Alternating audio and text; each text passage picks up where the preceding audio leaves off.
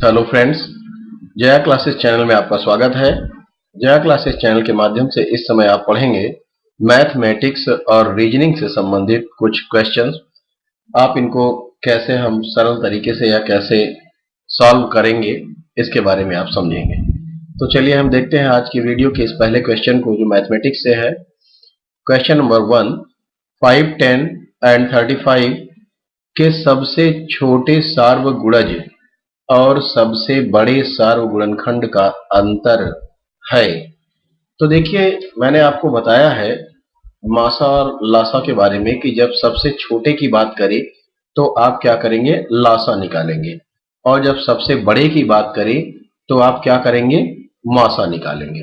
तो आप क्या करेंगे, यहाँ 5, 10 और 35 का आप सबसे पहले क्या कह रहा है कि 5, 10 और 35 के सबसे छोटे सार्वगुणज, इसका मतलब आपको पहले इसका लासा निकालना है।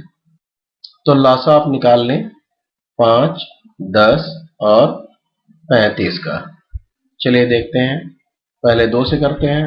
2 पंजे 10, फिर सॉरी ये 5 में नहीं जाएगा तो इसको लिख लेंगे, और इसको 2 पंजे 10 करेंगे, और 2 से इसमें भी नहीं जाएगा तो इसको भी नोट कर लेंगे।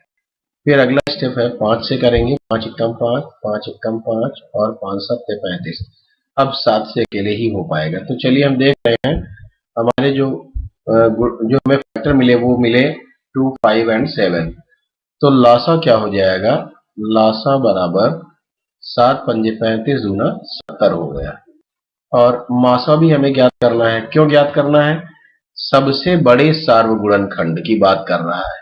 तो सबसे बड़े सार्व, इसका मतलब है सबसे छोटे सार्वगुणज मीन्स लासा आपका मिल गया 70, और सबसे बड़े सार्वगुणनखंड मीन्स आपको निकालना है मासा। तो मासा आप निकालेंगे तो 5 का जब फैक्टर करेंगे तो हो जाएगा 5 गुणा 1, और 10 का करेंगे तो हो जाएगा 2 गुणा 5 गुणा 1, और इसी प्रकार जब 35 का करेंगे तो हो जाएगा 5 गुणा 7 गुणा 1। तो आप देखेंगे जो हमें सब में मिल रहा हो, हमें सब में मिल रहा है 5 और मिल रहा है 1। तो हम इन्हीं दोनों को ले लेंगे मासा के लिए, मीन्स 5 गुणा 1, इसका मतलब 5 आ गया मासा। तो ये हो गया सबसे बड़ा सार्वगुणनखंड, मीन्स 5 आ गया।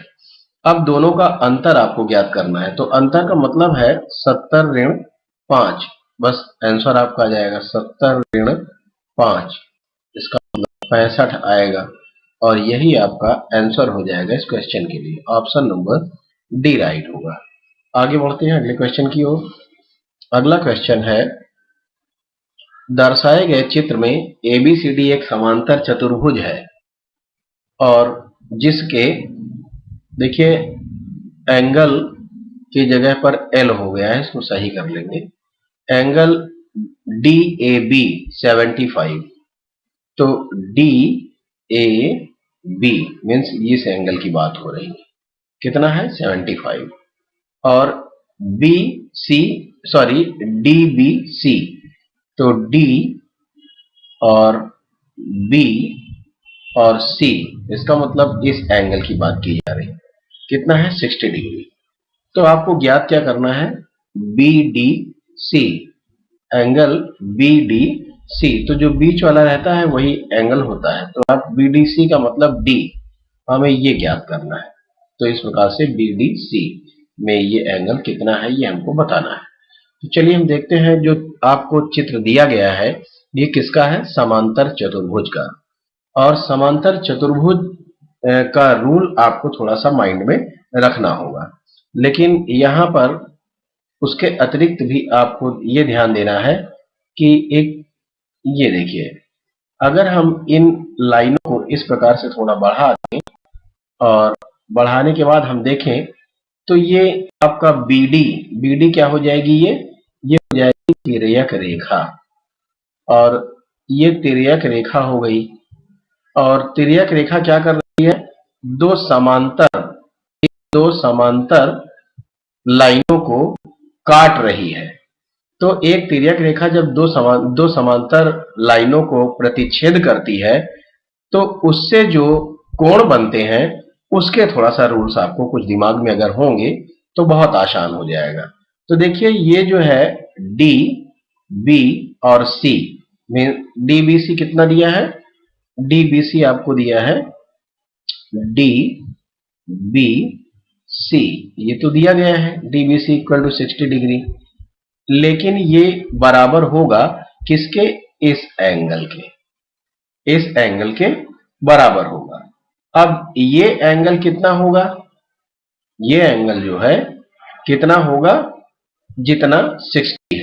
तो चलिए ये एंगल है क्या, A D B, A D B, और क्यों होगा इसके बराबर, ये भी जानना जरूरी है कि एडीबी जो है वो डीबीसी के बराबर क्यों होगा।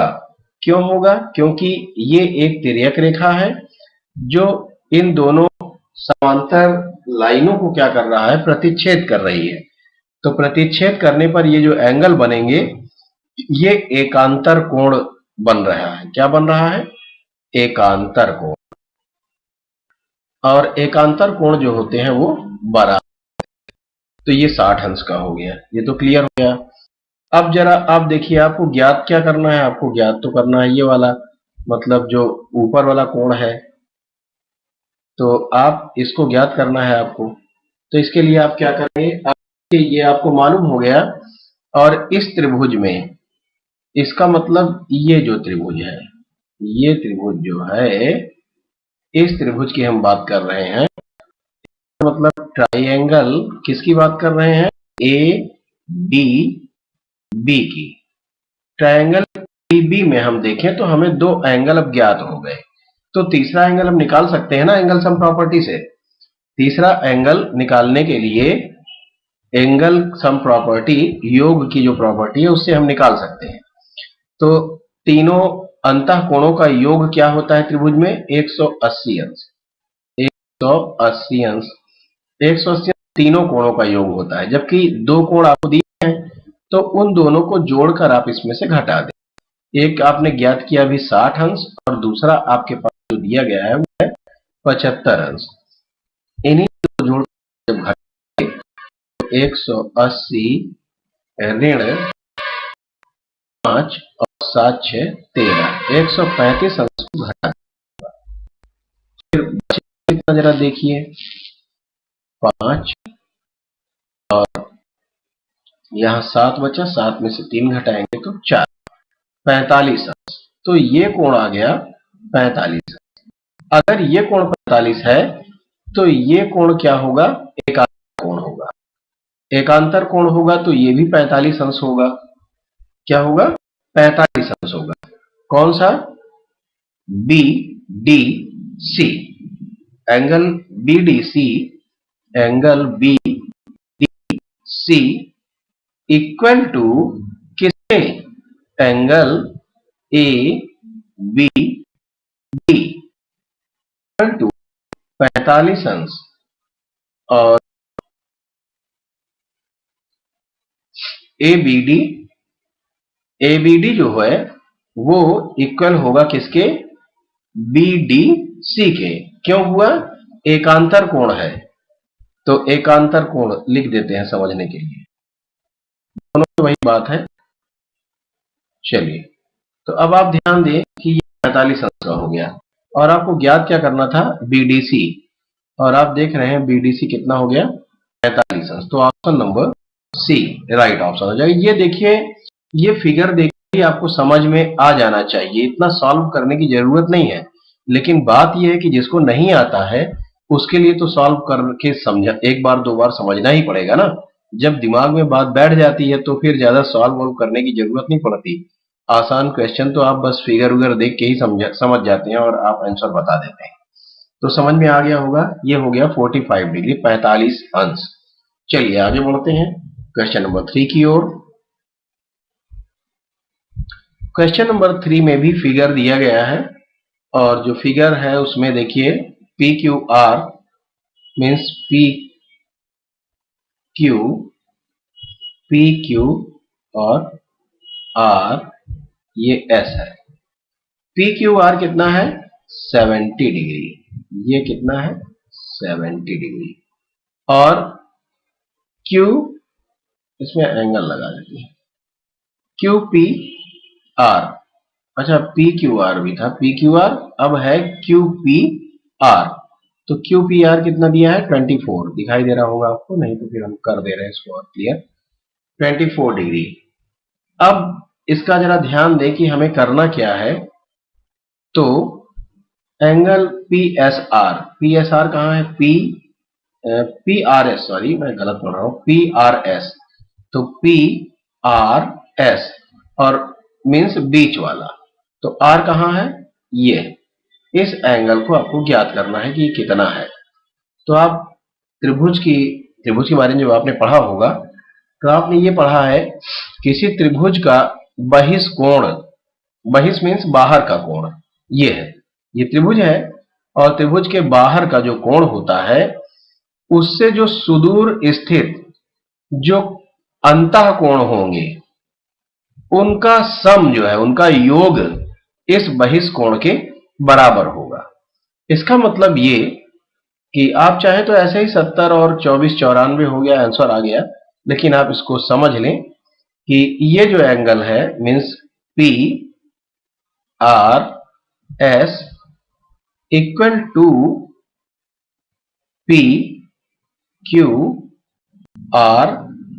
प्लस क्या? QPR। मतलब ये दोनों एंगलों के योग के बराबर होगा बहिष कोण। तो आप देखेंगे PQR mean 70 degree plus 24 degree, और इस प्रकार से हो जाएगा 94 डिग्री, 94। यही आपका आंसर होगा, ऑप्शन नंबर बी। समझ में आ रहा होगा, बहुत बड़े क्वेश्चन। अब देखिए, इन तरह के क्वेश्चनों को आप, अगर आपको रूल याद है, मस्तिष्क में आपके है, तो फिर आपको कुछ करना ही नहीं, आप फिगर देखकर तुरंत बता देंगे। चलिए आगे बढ़ते हैं क्वेश्चन नंबर 4 की ओर। क्वेश्चन नंबर 4 है, एक संतरे का मूल्य 5.5 रुपया है। किसका मूल्य? संतरे का मूल्य कितना है? 5.5 रुपया। तो एक संतरे का मूल्य बराबर 5 रुपया 50 पैसा। हम इसको इस तरह भी समझ सकते हैं। तथा 1 किलोग्राम सेब का मूल्य 80 है। 1.5 दर्जन संतरे। अब जब एक संतरे की बात है और यहां जो है दर्जन की बात आ गई, तो 1.5 दर्जन का मतलब हो गया 18 वस्तुएं। एक दर्जन में कितनी होती हैं? 12। तो 1.5 दर्जन मीन्स एक और आधा, इसका मतलब कितना हो गया? 12 और 6 18। तो 1.5 दर्जन संतरे का मतलब 18 संतरे का मूल्य पहले हम निकाल लें। जब एक संतरे का हमें मालूम है और हमें 18 संतरे का निकालना रहेगा, ज्यादा का निकालना है, एक का पता है और ज्यादा का निकालना है, तो हम गुणा करते हैं। तो आप क्या करेंगे? इसी में गुणा कर दें, कितने से? जितने का निकालना है, और इससे गुणा करके देखें कितना हो जाएगा। 18 0, 18 पंजे 90 का 0 हासिल 9, 18 पंजे 90 और 9 99। दशमलव के बाद देखिए 2 अंक हैं, तो आप भी 2 अंक के पहले दशमलव लगा देंगे। इस प्रकार से 99.00 मीन्स 99 रुपया हो गया। किसका? 1.5 दर्जन संतरे का। अब आगे बढ़ते हैं। आगे क्या है? तथा 1 और 3/4, 1 और 3/4, इसको हम इस प्रकार भी लिख सकते हैं, इस प्रकार से 1 और 3/4 सेब का मूल्य। इसका मतलब 4 एकम 4 धन 3 और हो जाएगा 7/4। तो 7/4 किग्रा है ये। तो चलिए देखते हैं कि जैसे अब 1 किग्रा सेब का मूल्य, तो आपको पता है कि 1 किलोग्राम सेब का मूल्य कितना है? 80 रुपया। और हमें जो है, हम कितना जो है निकालना है? 7/4 किग्रा का। तो हम क्या करेंगे? जब एक का हमें जानकारी है और ज्यादा का निकालना हो तो वही करेंगे गुणा। तो आप क्या करेंगे, एक किलो सेब का मूल्य 80 रुपया है और 7/4 की ग्राह का, तो हम 80 गुणा 7/4, 4 एकम 4 और 4 दूना 8 मीन्स 20, और 20 जब 7 में गुणा करेंगे तो 140। इस प्रकार हम देखेंगे 140 रुपया आ गया इसका। अब हम 140 रुपया ये और 99 ये, देखिए दोनों की बात है ना कि इतना सेब का मूल्य कितने, मतलब दोनों का मिलाकर 1.5 दर्जन संतरे तथा 1 और 3/4 की गिरा सेब का मूल्य कितना होगा दोनों का मिलाकर। तो फिर अब क्या करेंगे, 99 धन 140 और इस प्रकार से आ जाएगा 239। तो आप देखेंगे 239 रुपया आया इन दोनों, मतलब संतरे और सेब जितना इसमें कहा गया है उतने की कीमत। तो आपका आंसर होगा option number C, right option होगा। समझ में आ रहा होगा, मैं इसको बहुत ज्यादा इसलिए सॉल्व करके आपको समझा देता हूं कि किसी को अगर कम भी आता है तो उसे कोई परेशानी ना हो, और जिनको आता है उनके लिए तो कुछ है ही नहीं है, बहुत आसान क्वेश्चन है आज। चलिए आगे बढ़ते हैं क्वेश्चन नंबर 5 की ओर। क्वेश्चन नंबर 5 है, भाग के एक प्रश्न में भाजक भागफल का 10 गुना। देखिए ऐसे क्वेश्चनों में आपको बहुत सावधानी से क्वेश्चन पढ़ने होते हैं। आप क्वेश्चन को सावधानी से पढ़ें और जैसा कहे वैसे ही स्टेप बाय स्टेप करते जाएं, तो बहुत आपको आसान लगेगा। जरा पहले क्वेश्चन लेकिन पढ़ लें। भाग के एक प्रश्न में भाजक भागफल का 10 गुना है, मीन्स भाजक बराबर भागफल का 10 गुना, भागफल गुणा 10, एवं शेष फल का 5 गुना। भाजक ही, देखिए बात हो रही किसकी, भाजक की। भाजक जो है वो शेषफल का 5 गुना भी है। यदि शेषफल 46 है तो भाजक, पहले हम देखिए हमें ज्ञात क्या करना है, हमें तो ज्ञात करना है भाज्य क्या होगा, लेकिन हम पहले भाजक निकाल लेंगे तभी काम हमारा बन पाएगा। तो भाजक जो है हमें बताया गया कि शेषफल का 5 गुना, और शेषफल हमारे पास है तो 46 गुणा 5, इसका मतलब 5 6 30 और 5 चौक 20 और 3 23, तो 230 जो आया ये आ गया भाजक। और जरा देखें आपको दिया गया है एक और कंडीशन, यहां एक और आपको बात बताई गई कि इससे देखिए हम भागफल ज्ञात करेंगे, क्योंकि भाजक अब हमें मिल चुका है। अब देखिए भाजक हमारे पास, तो भाजक मीन्स 230, चलिए यहीं रख देते हैं, तो 230 बराबर भागफल हमें ज्ञात करना है गुणा 10, तो भागफल गुणा 10। अब भागफल हमें ज्ञात करना है तो 230/10, तो अगर हम 230/10 कर दें तो हम निकाल लेंगे क्या, भागफल इसके अकॉर्डिंग। अब 10 से जब इसको भाग देंगे तो 0 कट जाएगा और 23 आएगा। भागफल कितना आ गया, 23। अब देखिए आपके पास भागफल भी हो गया है, भाजक भी हो गया है और शेषफल हो गया, तो भाज्य भी आप आसानी से निकाल लेंगे। भाज्य के लिए फॉर्मूला है भाज्य बराबर भाजक गुणा भागफल धन शेषफल। तो ये है। अब आप जरा ध्यान दें कि भाज्य आपको ज्ञात करना है और आपके पास भाजक है 230 गुणा भागफल है 23 और धन शेषफल है 46। बस इसी को आप सॉल्व कर लेंगे, आपका आंसर क्लियर हो जाएगा। तो 23 0, 23 69 का 9 हासिल 6 और 23 दूना 46 और 6 52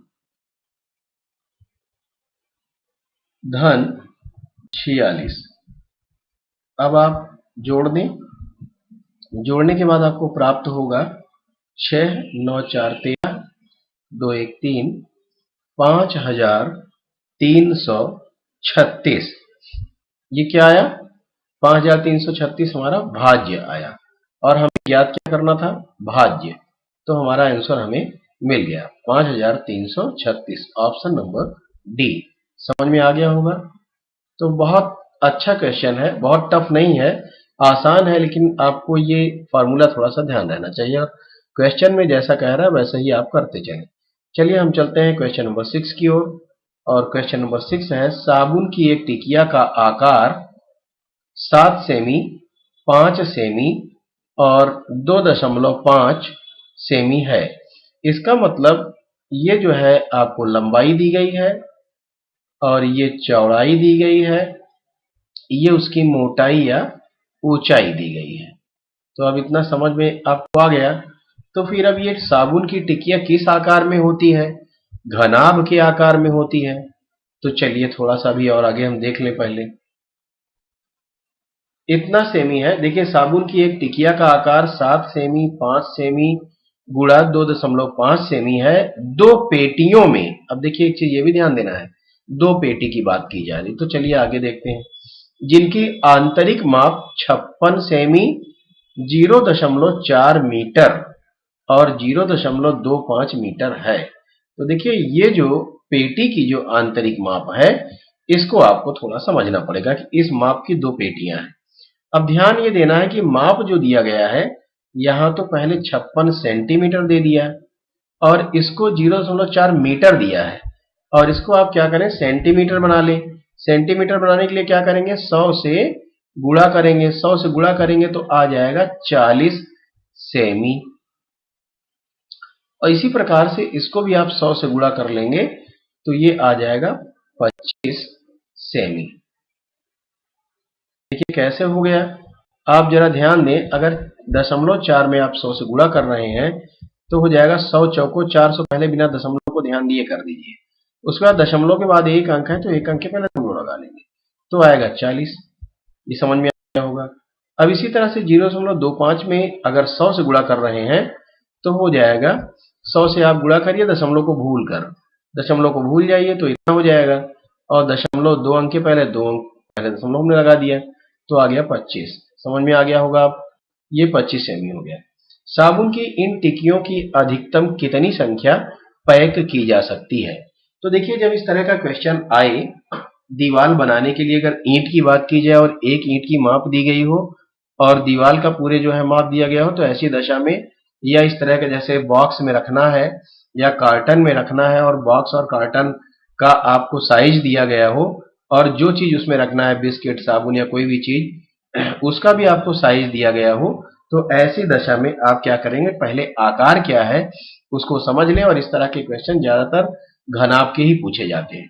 तो आप क्या करेंगे, आपको आयतन किसका, जिसमें रखना है वो बड़ी जगह है, क्या है, पेटी, मीन्स पेटी का आयतन बटा उसी को हम विभाजित करेंगे साबुन की टिकिया के आयतन से। तो पेटी का आयतन बटा एक टिकिया का आयतन, एक टिकिया का आयतन। तो चलिए, पेटी मीन्स लंबाई गुणा चौड़ाई गुणा ऊंचाई, पेटी की आंतरिक माप जितनी दी गई है 56 गुणा कितना, 40 गुणा 25 बटा इधर आपको दिया गया है एक टिकिया का आयतन। आपको तो एक टिकिया का आयतन के लिए क्या करेंगे, उसकी जो लंबाई चौड़ाई ऊंचाई दी गई हो, 7 सेमी, 5 सेमी और 2.5 सेमी। तो चलिए अब आप इनको जरा सॉल्व कर लें तो देखेंगे। अब बात यह है कि ये जो है एक पेटी में कितना आएगा उसके लिए है। अगर दो पेटी का आप एक साथ निकालना चाहते हो तो इसी में गुणा 2 भी कर देंगे, और दो का नहीं निकालना चाहते पहले एक का निकल जाए, बाद में आप 2 से गुणा कर सकते हैं। तो चलिए देखते हैं, 7 एकम 7 और 7 आठे 56 आप काट देंगे, 7 आठे 56। अब देखिए जरा, 5 एकम 5 और 5 अट्ठे 40, और ये 2.5 है और ये 25 है, इसको जब भाग देंगे तो आएगा 10। मतलब दशमलव का एक अंक है, एक जीरो ऊपर चला जाएगा, यहाँ दशमलव बाहर आ जाएगा, 25 धाम 250 हो जाएगा। तो इस प्रकार से आप देखेंगे जो आपको ज्ञात हुआ वो 8 गुणा 8 गुणा 10, आप इसका गुणा कर लें तो 8 अट्ठाई 64 हो जाएगा, और 64 गुणा 10 मीन्स 640, और 640 गुणा 2, क्योंकि 2 बॉक्स है तो 640 गुणा 2 मीन्स 2 जीरो 0 और 2 8 2 छंग 12। तो देख रहे हैं आप 1280 टिकिया आएंगे इनमें। आपका ऑप्शन चेक कर लें ये कौन सा है। तो पहला ही ऑप्शन दिया है, option number A right option होगा इस क्वेश्चन के लिए। समझ में आ गया होगा। बहुत बढ़िया। और इस तरह का क्वेश्चन अक्सर परीक्षा में पूछा जाता है, तो आप इसको ध्यान देंगे। चलिए अब देखते हैं क्वेश्चन नंबर 7। और क्वेश्चन नंबर 7 है, रुपए 13,260 को राम और श्याम में इस प्रकार विभाजित करें कि यदि राम को 11 मिले तो श्याम को 15। देखिए यहीं पर थोड़ा समझना है कि राम को 11 और श्याम को 15 अगर मिल रहे हैं तो इसका मतलब यह हुआ कि राम और श्याम को जो धनराशि मिल रही है उनका अनुपात कितना है, 11:15 का अनुपात है, 11:15 का। अब जरा आप ध्यान देंगे कि जब 11:15 का है अनुपात, तो हमें आगे करना क्या है, राम और श्याम को क्रमशः कितने मिलेंगे बांटने के बाद ये आपको बताना है। तो कुल धनराशि हमें दी गई है उसी को बांटना है। तो 13,260 को बांटना है तो हम क्या करेंगे, पहले इसका आनुपातिक योग निकाल लें, दोनों को जोड़ देंगे। तो 5 और 1 6 और ये 1 1 2 में 26 आ जाएगा, गुणा 26 नीचे और ऊपर जिसका निकालें, किसका, राम का निकाल रहे हैं, तो ऊपर 11 हो जाएगा। अब इसको जरा आप भाग दें किसी टेबल से, किसी पहाड़े से, तो हम 13 से करते हैं। 13 दूना 26 और 13 से इसको भी काट दीजिएगा।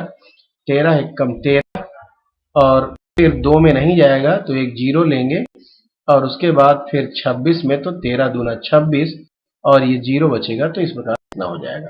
अब फिर से करें, 2 एकम 2 और इसको करेंगे तो 2 पंजे 10।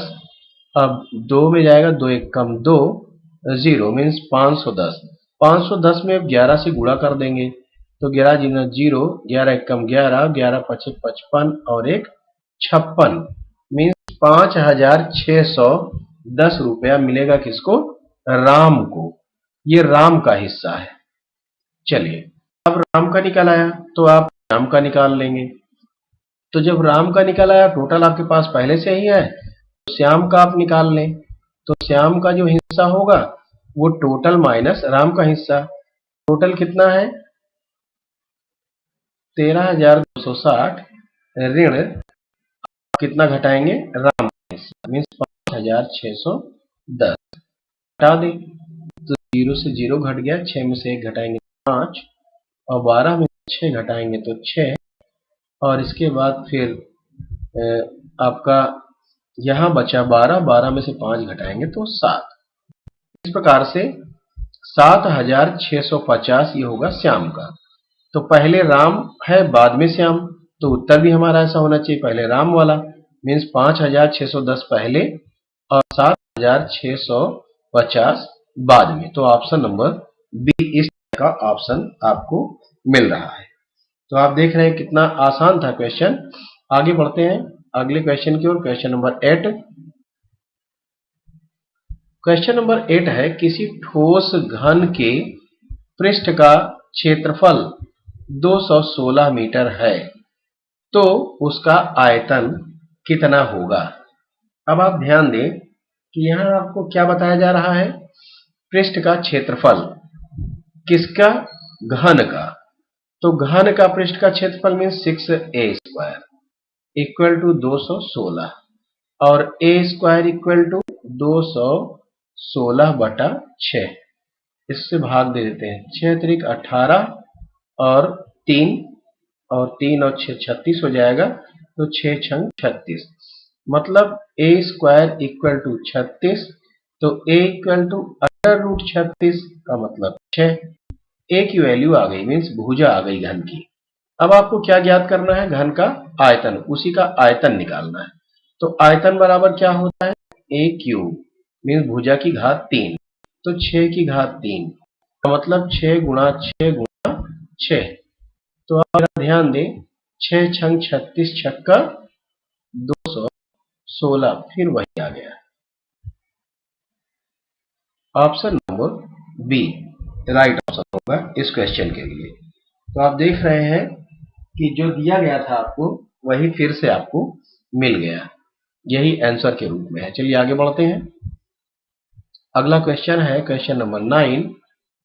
क्वेश्चन नंबर 9 है 50 विद्यार्थियों की एक कक्षा में 40% लड़कियां हैं। अब जब 40% लड़कियां हैं तो कुल प्रतिशत कितना होता है 100।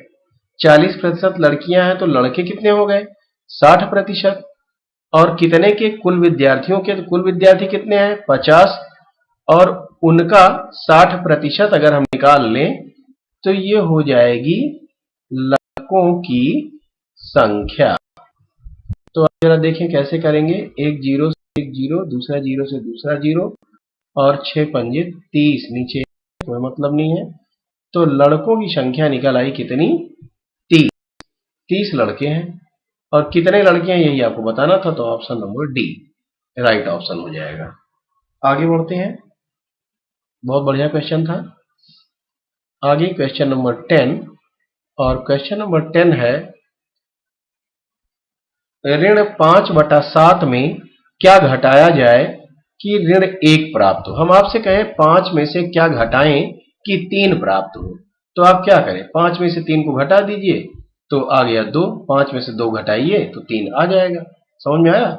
मतलब ये कि आपको करना क्या है, आपको ऋण 5/7 में से ही ऋण 1 को घटा देना है, तो आपको उत्तर प्राप्त हो जाएगा। या आप इस प्रकार से कर सकते हैं, इसमें से क्या घटाया जाए तो इसमें से x घटाया जाए, इसमें से x घटाया जाए तो हमें उत्तर क्या मिले -1। अब x को जिस चीज की वैल्यू निकालनी है उसको इस मतलब आपको जो है जिस चीज की वैल्यू ज्ञात करनी रहती है उसको बराबर के एक तरफ अलग ले जाते हैं। तो -x है उसको उधर ले जाएंगे तो हो जाएगा +x और -1 इधर आ जाएगा तो हो जाएगा +1। इसका मतलब 5/7 +1 हो जाएगा। और यहां भी देखिए वही होने वाला है। आप देखिए जरा 5 - 5/7 और यहाँ साइन माइनस हो जाएगा, वो गुणा हो जाएगा तो माइनस इंटू माइनस ऋण गुणा ऋण बराबर होता है धन बराबर 1। अब देखिए जरा सॉल्व करें इसको तो क्या हो जाएगा ऋण 5 और धन 7/7। चलिए धन 7 ज्यादा है, इसमें से ऋण 5 में से 5 घटा देंगे तो हो जाएगा धन का 2 बचेगा। 2/7 यही हमारा आंसर होगा। ऑप्शन आप चेक करें कहाँ है 2/7, तो ये है option number C right option है। समझ में आ गया होगा। चलिए आगे बढ़ते हैं। आगे क्वेश्चन नंबर 11 से शुरू होता है रीजनिंग। अब देखिए रीजनिंग में भी आप थोड़ा देखते चलें क्योंकि परीक्षाओं में अक्सर आते ही हैं, तो हमने सोचा कुछ इसमें मैथ के साथ रीजनिंग बढ़ा दिया जाए, तो आप इसका भी जो है आनंद लेते रहें और परीक्षा के लिए भी तैयारी हो जाएगी। तो चलिए देखते हैं, इनका जो क्रम रहता है वो हमें देखना होता है कि किस क्रम में आगे बढ़ रहा है।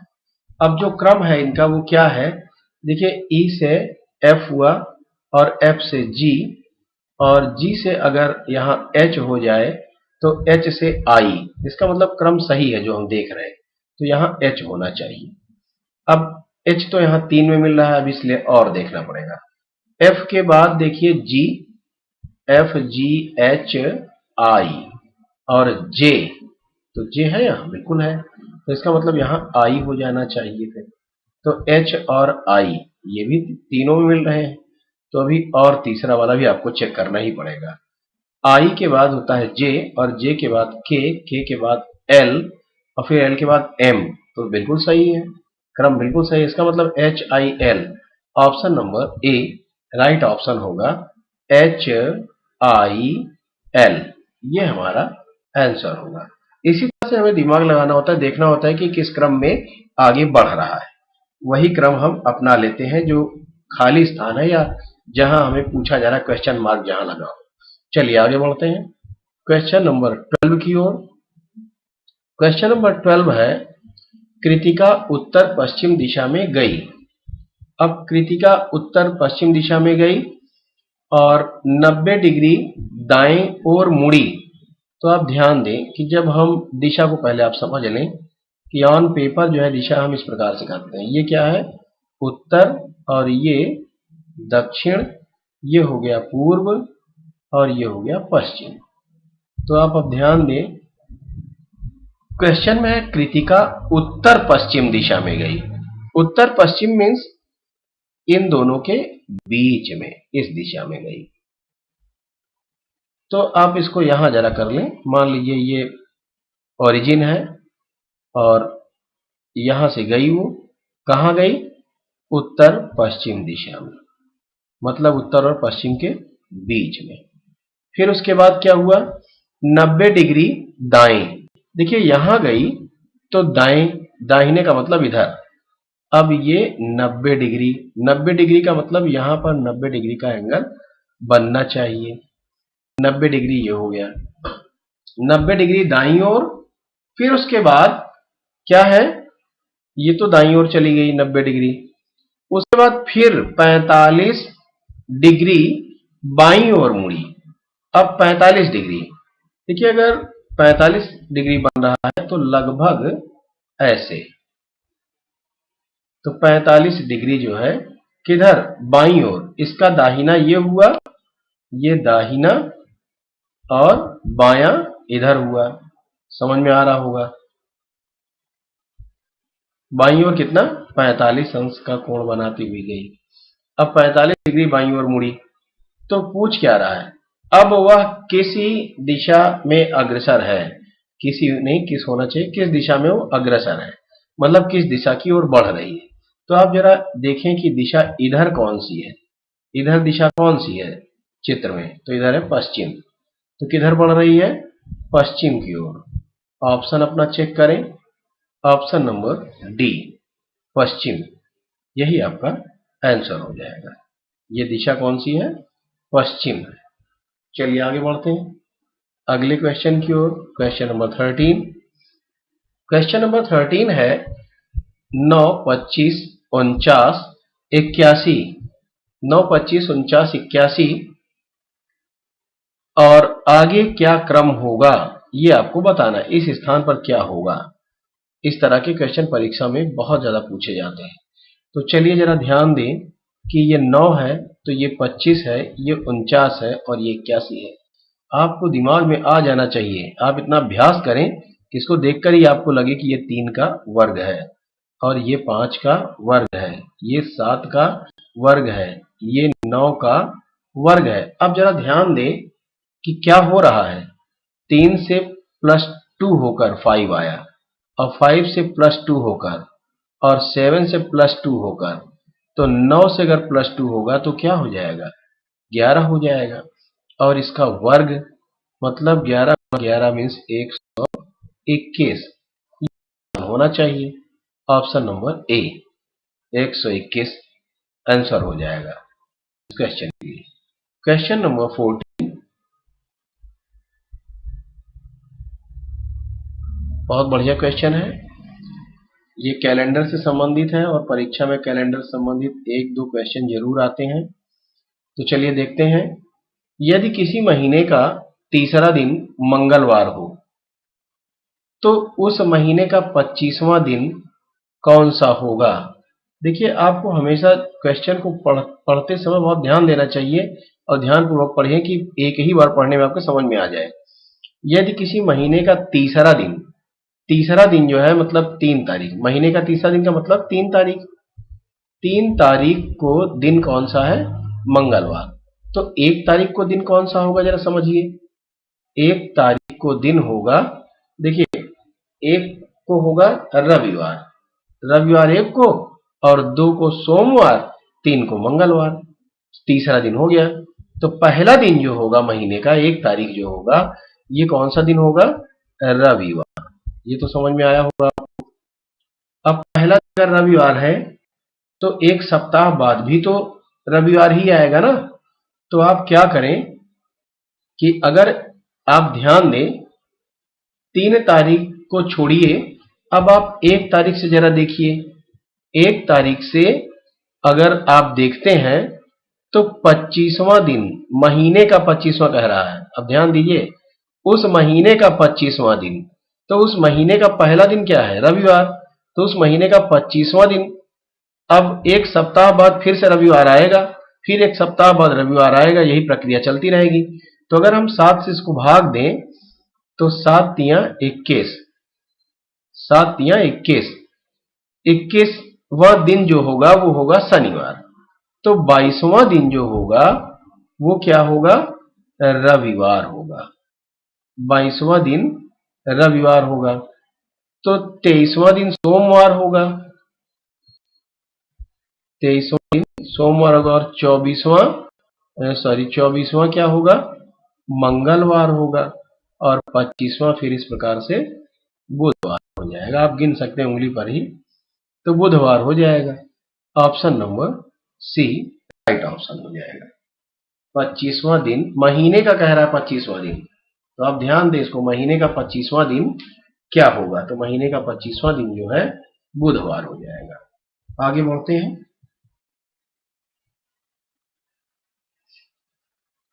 क्वेश्चन नंबर 15, बहुत बढ़िया क्वेश्चन है ये भी। वेन आरेख के द्वारा इसमें क्वेश्चन पूछा गया है। दिए गए आरेखों में से कौन सा आरेख फूलों, कमलों और गुलाबों के बीच संबंध को सही प्रकार दर्शाता है? तो देखिए, अगर क्वेश्चन को पहले आप अच्छे समझा करें तो आपको काफी कुछ समझ में आ जाएगा। अब ध्यान दें कि फूल की बात की जा रही है जिसमें कमल और गुलाब है। तो आप ध्यान दें कि गुलाब और कमल ये दोनों क्या हैं? फूल हैं। तो ये फूल के अंतर्गत आएंगे। तो ये क्या है? हम इसको लिख दें फूल, ये फूल है। तो गुलाब भी तो फूल है और कमल भी फूल है। अगर ये जो है गुलाब हो गया तो ये हो गया कमल। तो आप देख रहे हैं कमल और गुलाब दोनों फूल के अंतर्गत आ रहे हैं। यही तो हुआ ना, ये कहने का मतलब। तो आप इस फिगर से आप इसको दर्शा सकते हैं। तो option number D right option होगा। बी क्यों नहीं होगा?